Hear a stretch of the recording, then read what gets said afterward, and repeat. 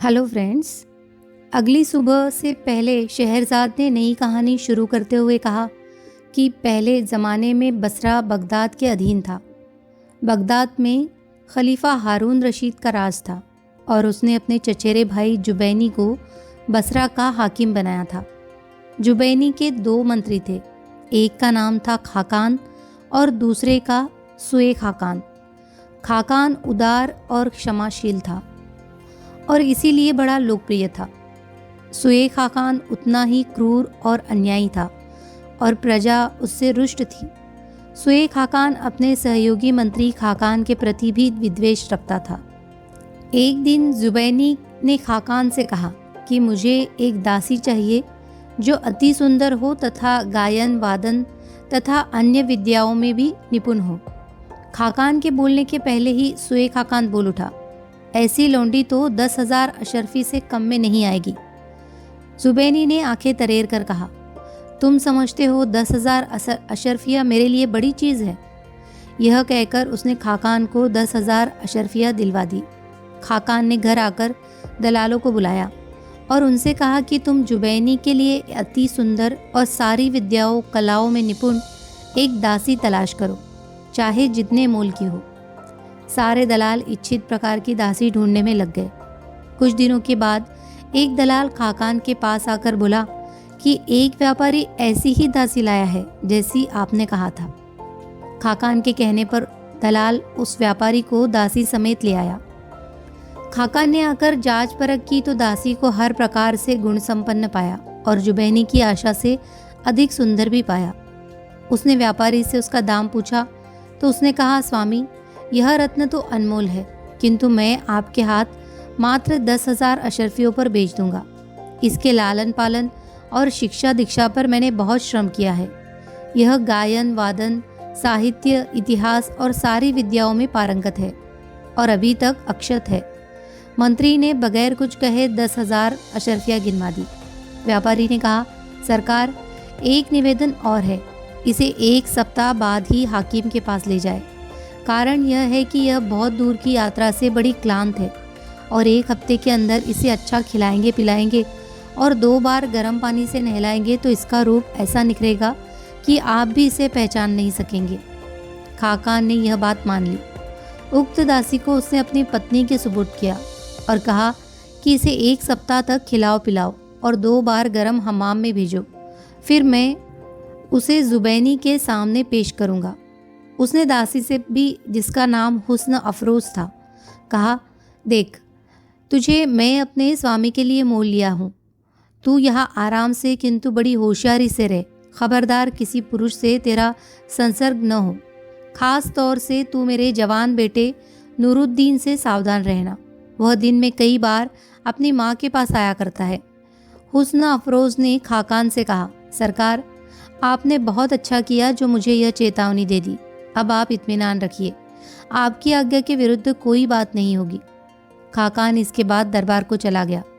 दोपहर के भोजन के समय नूरुद्दीन अपनी माँ के पास आया तो उसने देखा कि उसकी माँ के पास एक कंचन वर्णी भृगनयनी गजगामिनी षोडशी बैठी है। सौंदर्य की इस प्रतिमूर्ति को देखते ही उसका हृदय उस दासी के लिए बेचैन हो गया। उसके पूछने पर उसकी माँ ने बताया कि दासी को जो पारस देश से आई है, तुम्हारे पिता ने बसरा के हाकिम जुबैनी की सेवा के लिए खरीदा है। इसके बावजूद नूरुद्दीन उससे अपना मन हटा न सका और ऐसी तरकीब सोचने लगा जिससे वह दासी उसके हत्थे चढ़ जाए। नूरुद्दीन अत्यंत सुंदर था, इसीलिए हुस्न अफरोज़ भी भगवान से प्रार्थना करने लगी कि कोई ऐसी बात हो जाए जिससे मैं हाकिम के बजाय इसी सजीले नौजवान के पास रह सकूं। उस दिन से नूरुद्दीन ने यह नियम बना लिया कि अक्सर अपनी माँ के पास आता और हुस्न अफरोज़ से आंखों आंखों में बातें करता।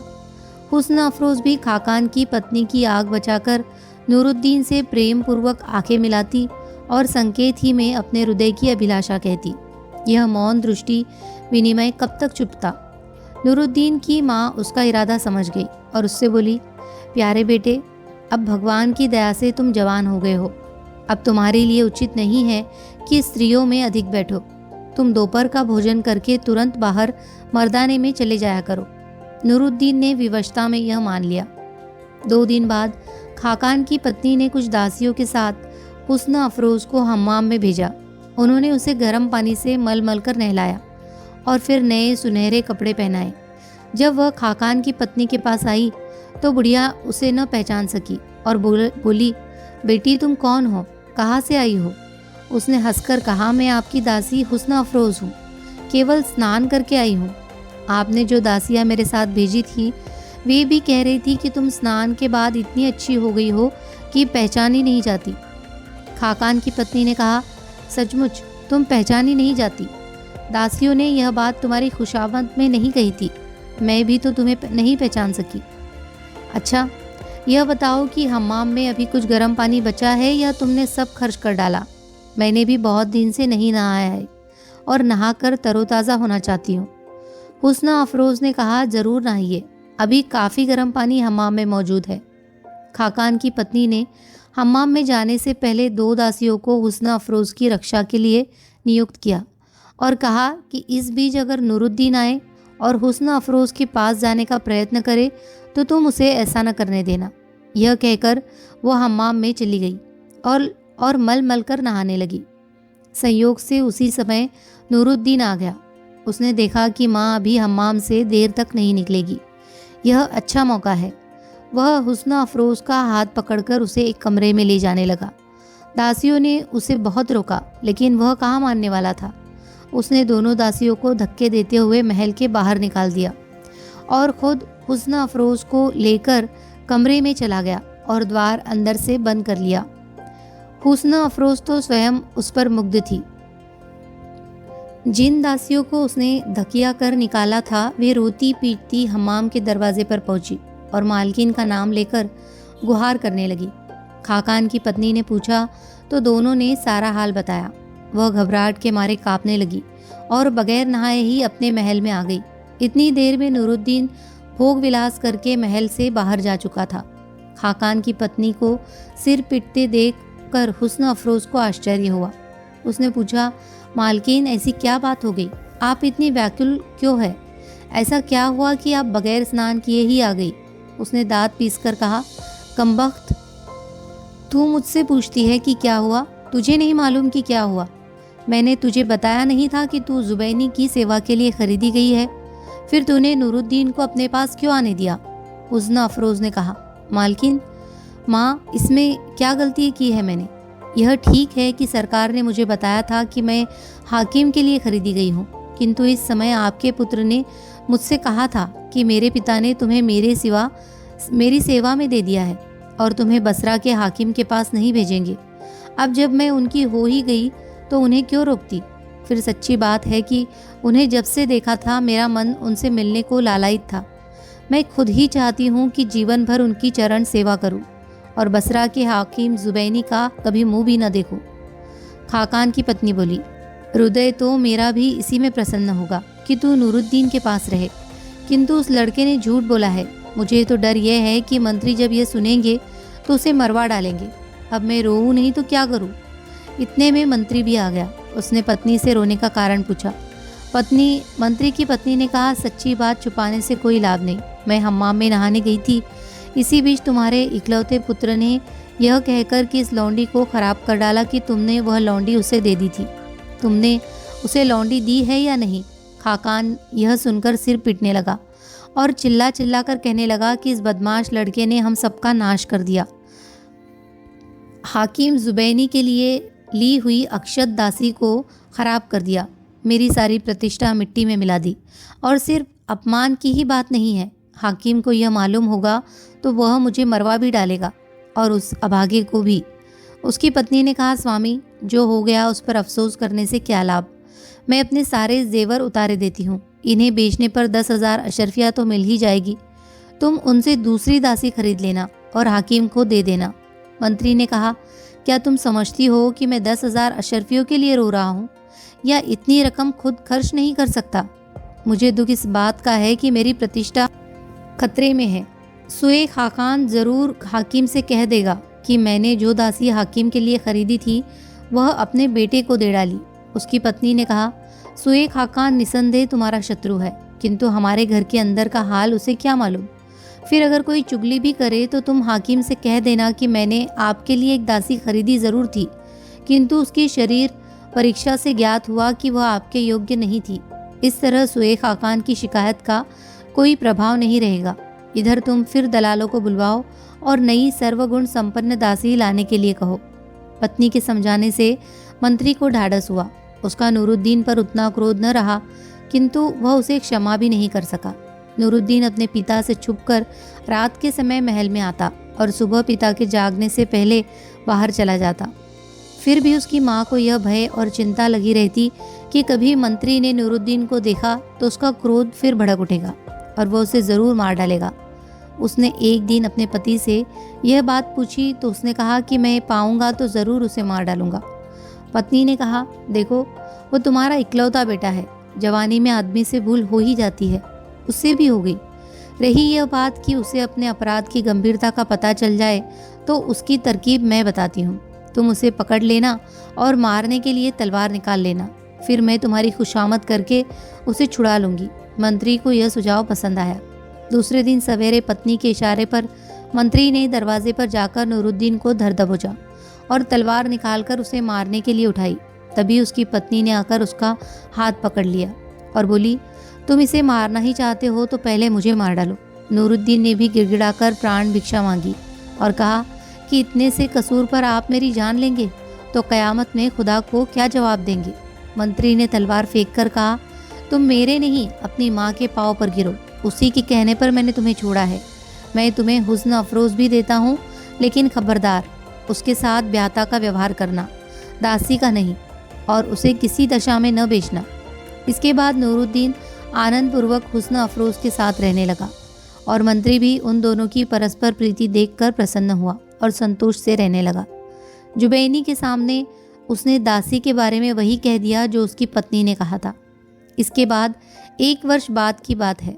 मंत्री ने गर्म पानी से देर तक स्नान किया, किंतु अचानक कुछ ऐसा काम आ पड़ा कि वह बाहर निकल आया। गर्मी से अचानक सर्दी में आ जाने के कारण वह बीमार हो गया और उसका रोग बढ़ता गया। अपना अंत समय निकट देखकर नूरुद्दीन से, जो कि उसकी परिचर्या के लिए बराबर उसके पास रहता था, कहा, मैंने पहले भी कहा था और अब फिर कहता हूँ कि हुस्न अफरोज को प्यार से रखना और उसे कभी बेचना नहीं। इसके बाद उसने शरीर छोड़ दिया। नूरुद्दीन ने उसकी बड़ी धूमधाम से अंत्येष्टि की और 40 दिन तक बाप का मातम किया। इसी बीच उसने किसी मित्र आदि को अपने पास आने की अनुमति नहीं दी। फिर धीरे धीरे उसके मित्र उसे तसल्ली देने के लिए आने लगे और कुछ दिनों में मित्रों के आने का तांता लग गया। नूरुद्दीन अल्पवयस्क और अनुभवहीन था। उसके मित्रों ने इस बात का अनुचित लाभ उठाया। उन्होंने रास रंग के सुझाव दिए और नूरुद्दीन ने दोनों हाथों से धन लुटाना आरंभ किया और उसके मित्र धन से अपना घर भरने लगे। एक दिन हुस्न अफरोज ने उसे समझाया, तुमने अपने कमीने मित्रों पर बहुत कुछ लुटा दिया, अब चेत हो जाओ और फिजूल खर्चियाँ बंद कर दो। नूरुद्दीन हंसकर बोला, क्या बात करती हो? क्या मेरे पिता मरने पर अपने साथ ले गए और क्या मैं ले जाऊंगा? फिर जीवन में आनंद लेने के लिए अपने धन का प्रयोग क्यों न करूं? 2-4 दिन बाद उसका गृह प्रबंधक उसके पास आया और बही खाता खोलकर उसे सारी स्थिति बताने लगा। आपने इस थोड़े ही समय में बहुत अधिक खर्च कर दिया है। आपके स्वामी भक्त सेवकों से आपकी ये बर्बादी नहीं देखी जाती, इसीलिए उनमें से बहुत से लोग काम छोड़कर चले गए हैं। यही हाल रहा तो मैं भी अधिक दिनों तक आपकी सेवा नहीं कर सकूंगा। या तो आप अपने अपव्यय को रोकिए या मेरा हिसाब साफ कर मुझे विदा कीजिए। प्रबंधक के लाख समझाने पर भी नूरुद्दीन ने अलल्ले तलल्ले नहीं छोड़े। उसके मित्र उससे पहले से अधिक लूटने लगे। कभी कोई आता और कहता, आपका अमुक बाग और उसमें बना मकान मुझे बहुत भा गया है, आपको तो कोई कमी नहीं, आप उसे मुझे दे दीजिए। और मूर्ख नूरुद्दीन उसके नाम वह बाग और उसके अंदर का मकान लिख देता। इसी प्रकार कोई उसके अरबी घोड़े या विशालकाय हाथी की प्रशंसा करता और नूरुद्दीन उसे भी दे डालता। कुछ ही दिनों में ये हाल हो गया कि उसके पास अपने रहने के महल के अलावा और कुछ नहीं रहा। अब उसके मित्र उससे कन्नी काटने लगे। वे उसके पास नहीं आते थे। अकेलेपन से घबराकर वह किसी को बुलाता तो वह न आता, और अगर आता भी तो 2-4 मिनट बैठकर चला जाता। कभी कभी कोई मित्र घर से ही पत्नी की बीमारी का या इसी प्रकार का कोई और कुछ बहाना बना लेता। इसी प्रकार मित्रों की उदासीनता से आश्चर्यान्वित होकर उसने एक दिन हुस्ना अफरोज से इस बात का उल्लेख किया। उसने कहा, प्रियवर, मैंने तो पहले ही कहा था कि यह सारे आदमी व्यर्थ है, स्वार्थी है। बात मित्रों की उदासीनता तक ही नहीं रही। आमदनी तो कुछ भी नहीं थी। धीरे धीरे घर का सामान और दास दासियां बिक गए। वेतनभोगी सेवक पहले ही चले गए थे। अब घर में खाने को कुछ भी नहीं रहा। 2 दिन तक उपवास हुआ तो तीसरे दिन हुस्ना अफरोज आंखों में आंसू भरकर बोली, प्रियतम, अब इसके अलावा कोई रास्ता नहीं है कि तुम मुझे बाजार में बेच दो और जो मिले उससे भाग्य आजमाओ। नूरुद्दीन ने कहा, तुम्हें बेचना तो असंभव है, किंतु मुझे कुछ मित्रों से आशा है, वह इस आड़े समय में मेरी सहायता अवश्य करेगी। हुस्ना अफरोज बोली, यह तुम्हारा ख्याल ही ख्याल है, तुम्हारे मित्रों में कोई भी तुम्हारा हितचिंतक नहीं था। नूरुद्दीन ने कहा, ऐसी बात नहीं है, तुम क्या जानो कि वह लोग कैसे हैं। वह चुप हो रही। नूरुद्दीन सवेरे उठकर एक मित्र के घर कुछ कर्ज मांगने के लिए गया। दरवाजे पर आवाज देने पर एक दासी बाहर निकली। नूरुद्दीन ने उसे अपना नाम बताया। उसने कहा, आप अंदर जाकर बैठे, मैं अभी खबर करती हूँ। उसे बिठाकर दासी ने अपने मालिक से कहा कि नूरुद्दीन आपसे मिलने आए हैं। मालिक ने क्रुद्ध होकर कहा, तुमने उसे अंदर क्यों बिठाया? अब जाकर उससे कह दे मालिक घर पर नहीं है। नूरुद्दीन ने यह वार्तालाप सुन लिया। दासी ने बाहर आकर लज्जित स्वर में मालिक की अनुपस्थिति की बात कही। नूरुद्दीन चुपचाप उठ गया। वह मन में सोचने लगा कि यह आदमी तो बड़ा ही दुष्ट निकला। कल तक मेरी प्रशंसा के पुल बांधा करता था, मेरे ही मकान में रहता है और अब मुझसे ही नहीं मिल रहा है। वह एक और मित्र के यहाँ गया जो पहले मित्र से कुछ कम धनवान था। वहाँ भी उसके साथ वही व्यवहार हुआ। इस तरह एक एक करके अपने 10 मित्रों के घरों पर नूरुद्दीन गया, किंतु किसी मित्र ने उससे बात भी नहीं की। सहायता देना तो दूर की बात थी। वह बेचारा अत्यंत आहत होकर घर आया और अपनी प्रेयसी के सामने फूट पड़ा। आंसू बहाते हुए बोला, कैसी नीच है ये दुनिया। यही लोग कल तक मेरी जूतियाँ सीधी करने में गर्व का अनुभव करते थे और आज यह हाल है कि मुझसे कोई बात भी नहीं करना चाहता। मेरा हाल तो फलदार वृक्ष जैसा हो गया। जब तक फलों से लदा था सभी आदमी मेरे आसपास घुमा करते थे, अब कोई पास भी नहीं फटकता। हुस्ना अफरोज ने कहा, तुम्हें यह मालूम हुआ है, मैं तो शुरू ही से उनके रंग ढंग से जानती थी कि वे सब महास्वार्थी है। मैं इसीलिए तुम्हें समझाया करती थी कि उनका साथ न करो। खैर, अब पिछली बातों का क्या रोना, अब यह सोचना है कि आगे क्या होगा। अब तो घर में भी कोई ऐसा सामान नहीं है जो बेच सको, और दास दासी तो तुम पहले ही बेच चुके हो। मकान बेच दोगे तो हम लोग रहेंगे कहाँ? इसीलिए ऐसा करो कि मुझे दासों की मंडी में ले चलो। तुम्हें याद होगा कि तुम्हारे पिता ने मुझे 10,000 अशर्फियों में खरीदा था। अब मेरा इतना मोल तो नहीं होगा, किंतु इससे आधे को ज़रूर बिक जाऊंगी। तुम उससे व्यापार करो और जब तुम्हारे पास व्यापार से पैसा आ जाए तो मुझे फिर खरीद लेना। नूरुद्दीन ने रोते हुए कहा, एक तो मैं तुम्हें अपनी जान से ज़्यादा चाहता हूँ, फिर मैं अपने पिता को उनके अंत समय में वचन दिया है कि किसी भी दशा में तुम्हें नहीं बेचूंगा। हुस्ना अफरोज ने कहा, प्रियतम, तुम ठीक कहते हो, मैं भी तुम्हें अपनी जान से ज़्यादा चाहती हूँ, किंतु हमारे धर्म के अनुसार विपत्ति पड़ने पर प्रतिज्ञा तोड़ी भी जा सकती है। जैसे कि विपत्ति तुम पर है, उसमें तुम और क्या कर सकते हो। अब नूरुद्दीन मजबूर होकर हुस्ना अफरोज को लेकर बाजार में गया। पुराने दलाल को बुलाकर उसने कहा, कई वर्ष हुए मेरे पिता के हाथ तुमने एक फारस देश की दासी 10,000 अशर्फियों में बेची थी। अब मैं उसे बेचना चाहता हूँ, तुम उसके लिए खरीदार देखो।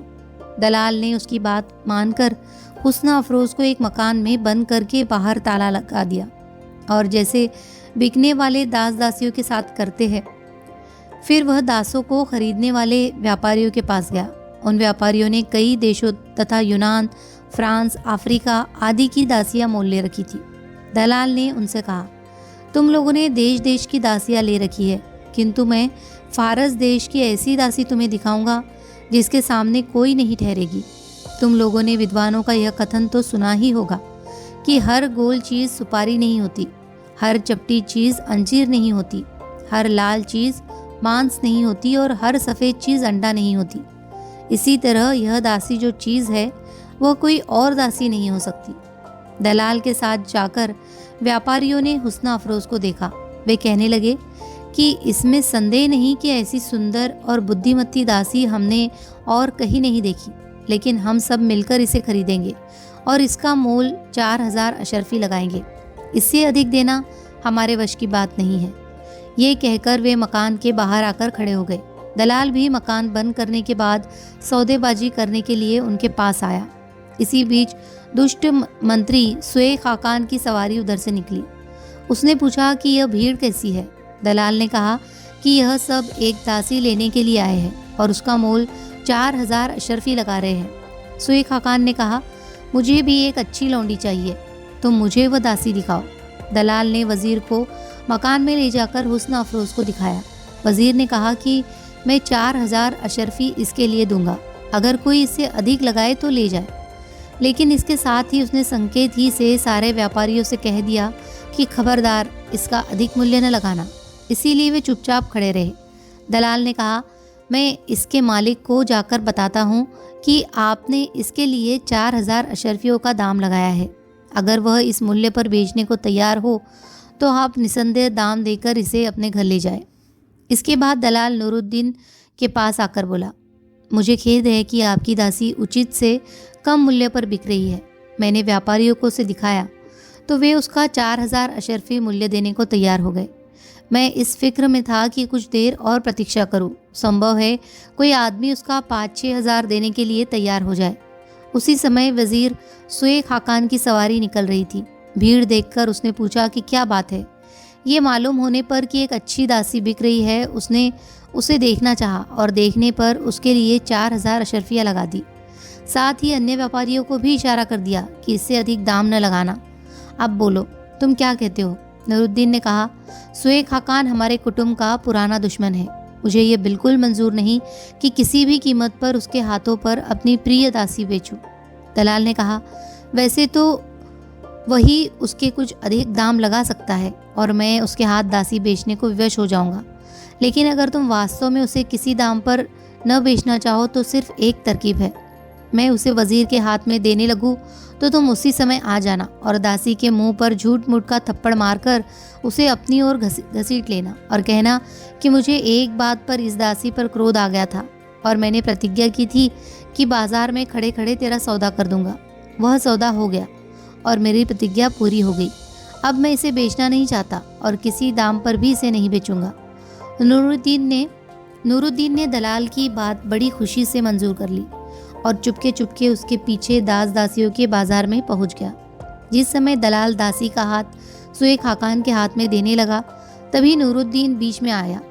हुस्न अफरोज का दूसरा हाथ पकड़कर उसने अपनी ओर उसे खींचा और उसके मुंह पर 2 तमाचे हल्के से मारकर कहा, तू जाती कहाँ है? वह तो तेरी बदतमीजी और आज्ञा न मानने पर मैंने तुझे बेच देने को कहा था। अब तेरी बिक्री हो चुकी, तू सीधी तरह से घर चल।